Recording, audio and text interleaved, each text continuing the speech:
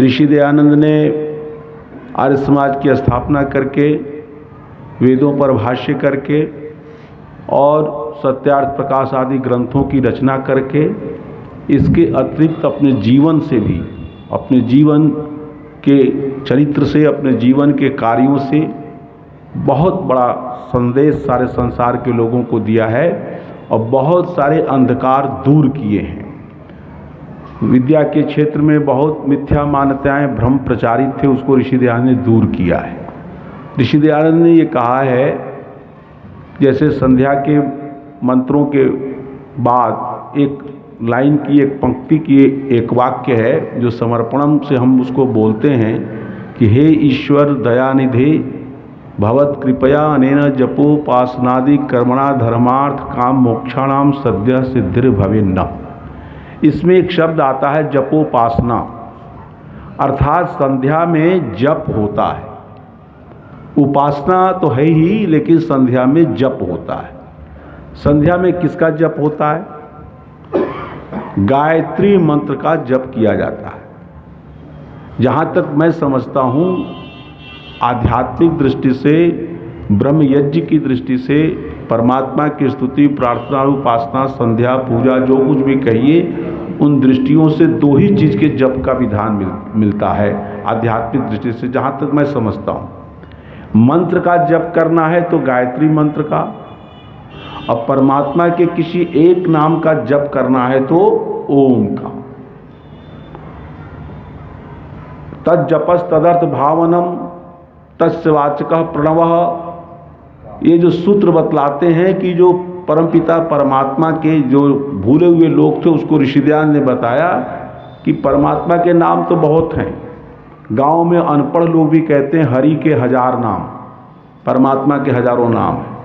लेकिन ऋषि दयानंद ने नमूने के रूप में 108 नामों की व्याख्या सत्यार्थ प्रकाश के प्रथम समोल्लास में की।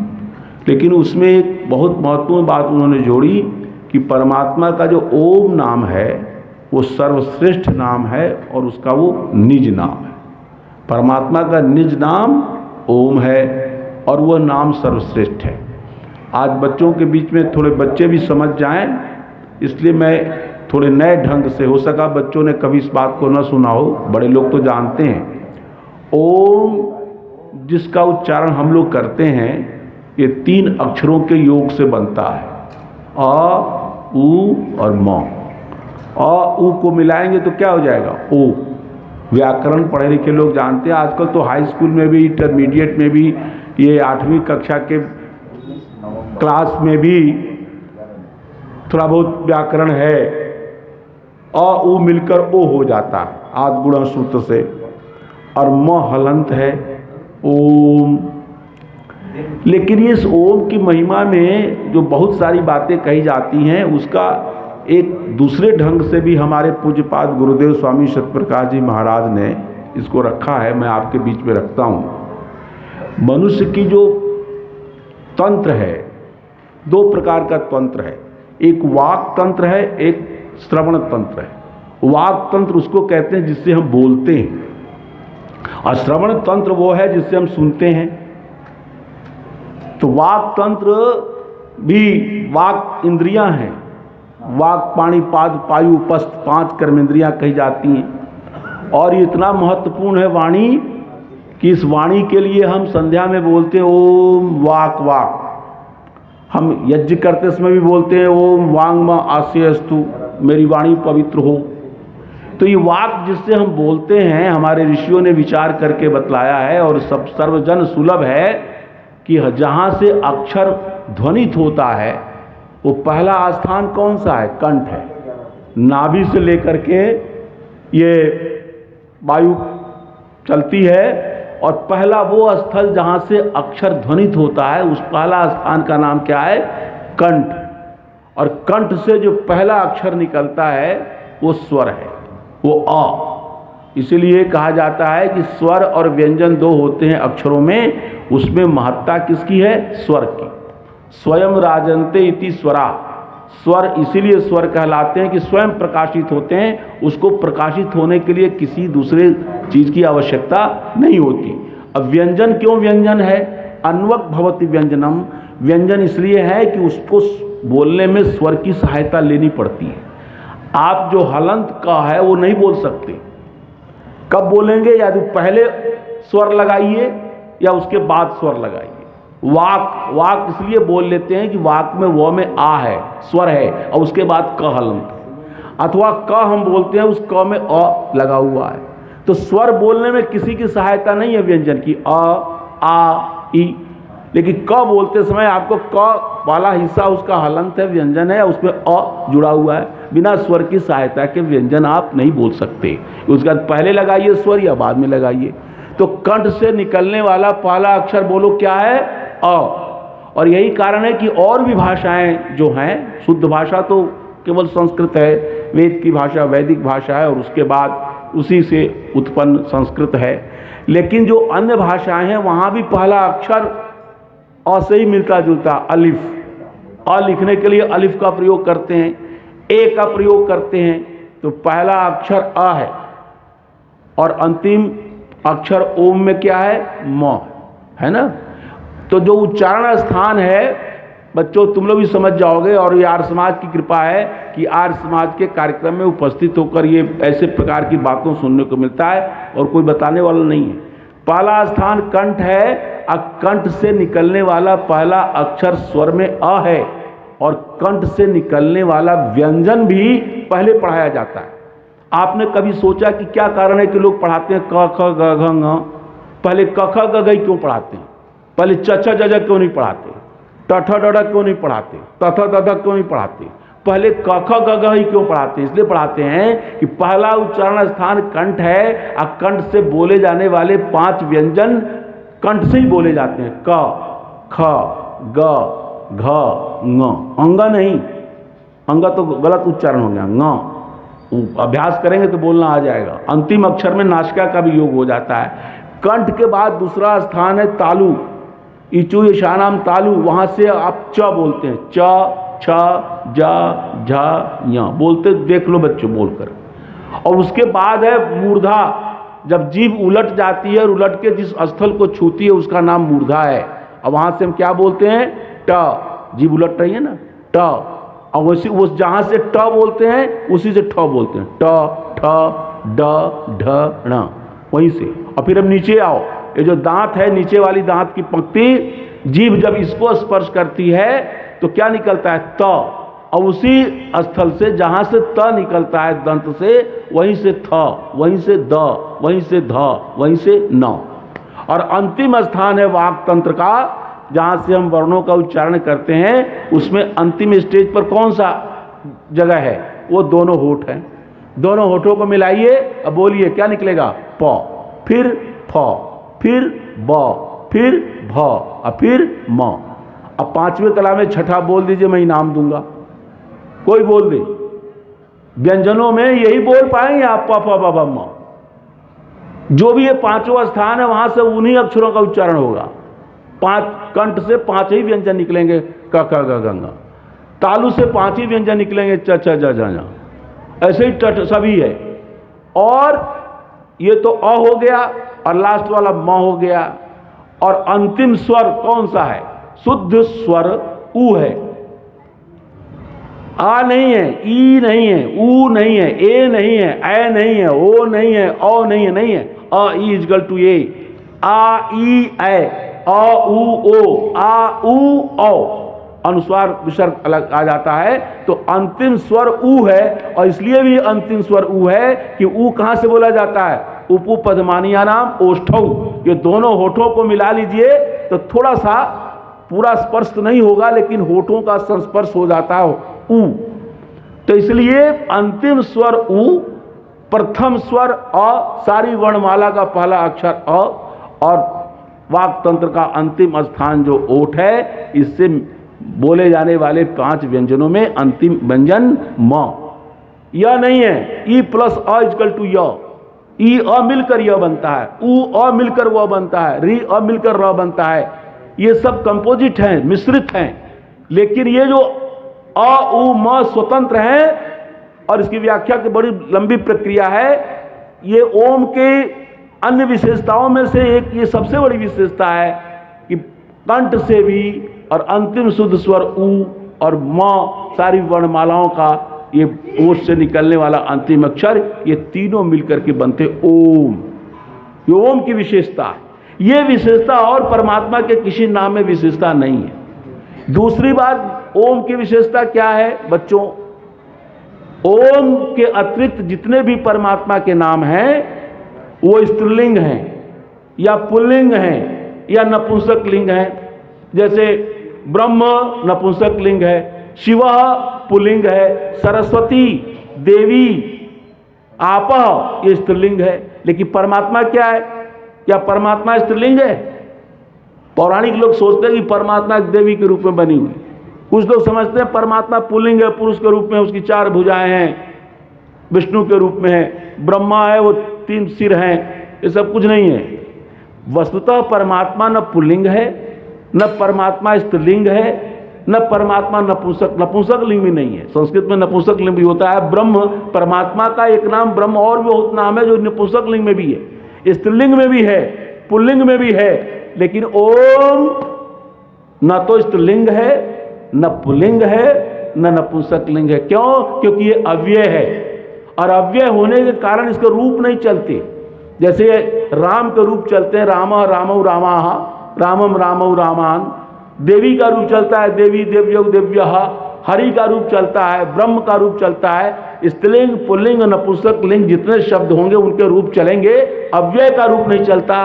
परमात्मा भी अखंड है, एक रस है, अव्यय है, अपरिणामी है, उसमें कोई विकार नहीं आता। इसी प्रकार परमात्मा का जो ओम नाम है उसमें कोई विकार नहीं आता। बाकी नामे शब्द के दृष्टि से विकार आता है, कोई उसमें पुल्लिंग है, कोई स्त्रीलिंग है, कोई नपुंसक लिंग है। यही नहीं, उसके वचन भी हैं। परमात्मा के अन्य नाम में एक वचन भी है, द्विवचन भी है, बहुवचन भी है। चाहे विष्णु हो, चाहे हरि हो, चाहे रुद्र हो, चाहे शंकर हो, चाहे ब्रह्म हो, चाहे देवी हो, ये एक वचन भी है, द्विवचन भी है, बहुवचन है। परमात्मा का ओम नाम में न एक वचन, न द्विवचन, न बहुवचन, कोई विकृति नहीं है, किसी प्रकार की नहीं। परमात्मा का सर्वश्रेष्ठ नाम ओम की एक बात और है जो ध्यान रखिए कि और जो नाम है आप भी रख सकते हैं।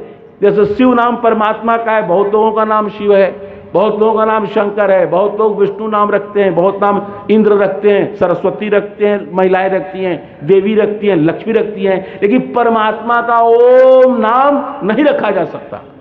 आपका नाम नहीं रखा जा सकता। ओम नाम अव्यय है। हमारे शास्त्रार्थ महारथी पंडित ओम प्रकाश शास्त्री विद्या भास्कर खतौली थे, वो कहे कि ज्वलंत में जब गुरुकुल ज्वालापुर में पढ़ने गया तो हमारे गुरुजी ने, लक्ष्मी नारायण चतुर्वेदी जी ने मेरा नाम ओम प्रकाश काट दिया, कहा कि ब्रह्म प्रकाश नाम रखा जाएगा। क्योंकि ब्रह्म प्रकाश का मतलब है ब्रह्म का प्रकाश, ब्रह्मण, षष्ठी विभक्ति लगेगी। ओम प्रकाश में ओम में षष्ठी विभक्ति नहीं है। जिन लोगों ने ओम प्रकाश नाम भी रखते हैं वो भी व्याकरण से शुद्ध नहीं है। इसलिए परमात्मा का वही नाम श्रेष्ठ हो सकता है जो केवल उसी का नाम हो, दूसरे किसी का नाम न हो। तो इस दृष्टि से भी परमात्मा का ओम नाम है और किसी व्यक्ति का नाम ओम नहीं रखा जा सकता। स्त्रीलिंग पुल्लिंग नपुंसक नहीं, एक वचन नहीं, द्विवचन नहीं, बहुवचन नहीं, अव्यय रूप में एक रस रहने वाला परमात्मा का ओम नाम है। और मुझे बहुत अच्छा लगा जब पहले उपराष्ट्रपति महोदय थे अंसारी साहब, उनकी पत्नी हामिदा अंसारी ने बयान दिया, मुझे बहुत अच्छा लगा। उन्होंने कहा जो लोग कहते हैं कि ओम सांप्रदायिक है वो गलत है, ओम सांप्रदायिक नहीं है। अब भाई अ उ म इन अक्षरों से बना हुआ ओम, ये तो मानवीय वर्णमाला का एक प्रकार से प्रतीक है, ये कैसे सांप्रदायिक हो सकता है? ओम नाम बिल्कुल असांप्रदायिक है। पंडित गंगा प्रसाद उपाध्याय ने पुस्तक लिखी इस्लाम के दीपक, उसका हिंदी अनुवाद भी हुआ, मूलतः पुस्तक उन्होंने उर्दू में लिखी थी। उसमें उन्होंने इस बात को लिखा, हम जब कक्षा 9 में पढ़ते तो पुस्तक हमें देखने का मौका मिला। उसमें लिखा उन्होंने कि पूरे कुरान को पढ़ने से पता चलता है कि परमात्मा के लिए 95-96 विशेषणों का प्रयोग कुरान के अंदर दिया गया है। लेकिन पंडित गंगा प्रसाद उपाध्याय कहते हैं कि हमको कोई आपत्ति नहीं है, अरब के लोग अरबी भाषा में परमात्मा को अल्लाह कहें, खुदा कहें तो क्या बुराई है, अंग्रेजी में वाले परमात्मा को गॉड कहें तो क्या बुरा है। इसी प्रकार किसी भी भाषा में परमात्मा के जितने भी नाम है यदि आप बोलें कोई बुराई नहीं है। लेकिन ओम एक ऐसा है जो किसी एक की नहीं, ये वेद की भाषा का शब्द है, परमात्मा का दिया गया स्वयं उपदेश है। ओम क्रतोस्मर, कि हे क्रतु, हे जीव, तू ओम का स्मरण कर। ये कोई सांप्रदायिक नहीं है, ये सबके लिए सर्वसुलभ है। और अंतिम बात, जो बातें तो बहुत हैं, एक दो बात और बता दूं। परमात्मा के और भी जितने नाम हैं उनके अर्थ में 1 2 3 अर्थ आता है। रुद्र है तो जो दुष्टों को रुला देता है, उसके कर्मों का फल दे करके। शिव है वो कल्याणी धातु से बनता है, जो कल्याण करता है। इसी प्रकार ब्रह्म जो है, जो सबसे बड़ा है, इंद्र जो परमेश्वरवान है। इस प्रकार परमात्मा के सब नामों का अर्थ है। लेकिन ओम एक ऐसा नाम है जिसमें परमात्मा के अनेक अकार उकार मकार के अर्थ आप सत्यार्थ प्रकाश में पढ़िए। ऋषि ने मांडुक्य उपनिषद के आधार पर अकार के विराट विश्व अग्नि, उकार के हिरण्यगर्भ वायु तेजस, मकार के ईश्वर आदित्य प्राज्य 9, और जिस धातु से ओम को बनाते हैं उसके 19 अर्थ हैं। 19 9 28, और अवतिथि ओम रक्षक वाला अर्थ करीब करीब 29 तो नाम हमको पता है, इसके अर्थ निकलते हैं ओम के। लेकिन परमात्मा का और कोई नाम नहीं है किसी भी भाषा में जिस भाषा में परमात्मा के एक शब्द नाम से इतने अर्थ निकलते हो, परमात्मा की इतनी विशेषताओं को वर्णन किया जाता हो। और अंतिम बात एक महत्वपूर्ण आपके बीच में रखूं, जो हमारे शास्त्रार्थ महारथी पंडित बिहारी लाल शास्त्री कहते थे। वो कहते थे कि परमात्मा का ओम नाम ऐसा है जो हर कोई बोल सकता है, और दुनिया की प्रत्येक भाषा में ओ ध्वनि भी है, म ध्वनि भी है। नहीं तो बहुत सारी भाषाएं हैं जिसमें कुछ ध्वनियाँ ही नहीं है। जैसे अंग्रेजी में जो है आपको द नहीं है, वो द का काम डी से लेते हैं। इंद्र को इंद्रो, त नहीं है। कलकत्ता नहीं कहते, कलकट्टा, और उसके भी स्पेलिंग बदल गए, CALCUTTA, और अब कोलकाता हो गया तो KOL हो गया। कानपुर के तो 4 बार स्पेलिंग बदले, CAWNPORE कानपुर, और अब हो गया KNPUR। तो ये, लेकिन ये ओम ऐसा है, कोई छोटा सा भी बच्चा से भी कह दो ओम, वो भी बोल देगा ओम। अब बिहारीलाल जी कहते थे बच्चे से कहो राम तो बच्चा कहेगा लाम। र बोलना बड़ा कठिन होता है। हमारा 3 साल का नाती है, र बोल ही नहीं पा रहा है। बहुत लोग नहीं बोल पाते, बाद में बोलते हैं। और बूढ़े से बच्चे से कहो राम तो बच्चा कहेगा लाम। और बहुत बूढ़े हो गए जिनके सब दांत टूट गए, हमारे स्वामी वीरेंद्र जी का पता नहीं टूटा है कि नहीं टूटा है, इनसे कहो राम तो कहेंगे आम। तो कम से कम ऐसा नाम क्या फायदा, ओम नाम बोलो जो सब कोई बोलेंगे। मुझे एक मनोरंजक घटना याद आ गई। मेरी माता जी बताती थी कि जब वो उनका विवाह हुआ, ससुराल में गई, हमारे जन्म के पहले की बात है, तो उनकी एक दयादिन थी, उनके पति का नाम था हरे राम। तो पुराने ज़माने में महिलाएं जो हैं पतियों का नाम नहीं लेती थी। तो बेचारी बहू बन के गई, तो उसने अपने सास से पूछा, मैं उनका तो नाम ही ऐसा है, मैं क्या बोलूं, कभी और बोलना पड़ेगा तो क्या कहेंगे हम। तो उन्होंने कहा, और फिर गुरुजी महाराज सिखा दिए, हरे राम बोला करो। पंडित आए, कहा कि हरे राम, ओम तो कोई बोलने नहीं सिखाता नहीं था, हरे राम जपो। तो उसने अपनी सास से पूछा कि हरे राम के बदले हम क्या जपे, हमारे पति का नाम हरे राम है। तो उनकी सास ने कह दिया कि तो कोई बात नहीं, भगवान अंतर्यामी है, तुम्हारे दिल की बात समझ जाएंगे, तुम हरे राम मत बोलना। सास तो बोली सकते अपने बेटे का नाम, तुम फरे आम बोला करो। तो हरे राम के बदले वो फरे आम बोलते रही, बेचारी पूरी जिंदगी भर भगवान का नाम जपती रही। तो मैं आपके सामने कुछ मनोरंजक बात बता रहा हूँ बेटा बेटियों, कि परमात्मा का नाम क्या है, ओम।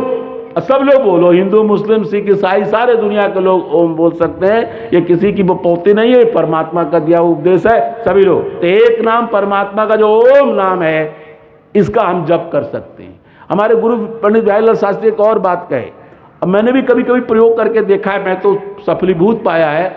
वो कहते थे कि यदि नींद ना आवे, रात में बहुत लोगों को दिक्कत होती है, सोने बैठते नींद नहीं आती है, तो कहे ऐसा उपाय करो। बिहारी लाल शास्त्री पुराने आदमी थे, वो कहते थे ऐसे करो, सो जाओ और नहीं नींद आ रही तो कहो ओम 1, ओम 2, ओम 3, गिनते जाओ। तो चूंकि 1 2 3 बोलोगे तो मन दौड़ेगा नहीं, क्योंकि संख्या पूरी करनी है। ओम 1, ओम 2, ओम 3 गिनते जाओ, कहाँ तक, 100 तक। अब फिर तब तक भी ना आए तब फिर शुरू करो, ओम 100, ओम 99, ओम 98, ओम 97, ऐसे ऊपर नीचे करते रहो, मन थक जाएगा, जल्दी नींद आ जाएगी। हमें लगा अच्छी बात है, कभी कभी मैं प्रयोग कर लेता हूँ। प्रायः मेरे नींद की समस्या नहीं है, क्योंकि मैं उन उपदेशकों से माना जाता हूँ कि रिक्शा पर चलते हुए भी सो लेता हूँ, गिरता नहीं हूँ। तो हम खूब सोते रहते हैं, हमारी नींद में कोई कमी नहीं है। लेकिन कभी दिक्कत हो जाती है तो हमने प्रयोग करके देखा है, ओम 1 ओम 2 करके 100 तक पहुँच के 100 का जब उतरने लगते हैं नीचे, 99, 98, 97, 96, 95, तो बस उतरते उतरते कहाँ खत्म हो जाता है मुझे पता नहीं, नींद लग जाती है। तो ऐसा करके आप ओम की महिमा को मैं कुछ रोचक ढंग से, कुछ शास्त्रीय ढंग से आपके बीच में रखा है। मैं आपके और भाई श्रोत्रिय जी पता नहीं अंदर कुड़बुड़ा रहे होंगे कि पता नहीं ज्वलंत कब तक बोलेगा, मेरा कम नंबर आएगा। तो भाई आप दोनों के बीच में व्यवधान न बन करके मैं इतनी छोटी सी बात कह के ख़त्म करता हूँ कि परमात्मा का श्रेष्ठ और निज नाम ओम है। इसको आप सब हृदयंगम करें, आत्मसात करें, और जब भी प्रभु के नाम की इच्छा हो, जप करने की इच्छा हो, तो और किसी नाम का जप न करके ओम का जप करें अथवा गायत्री मंत्र का जप करें। इसी यही ऋषि ध्यान की सबसे बड़ी देन है। इन्हीं शब्दों के साथ बहुत बहुत आपको धन्यवाद।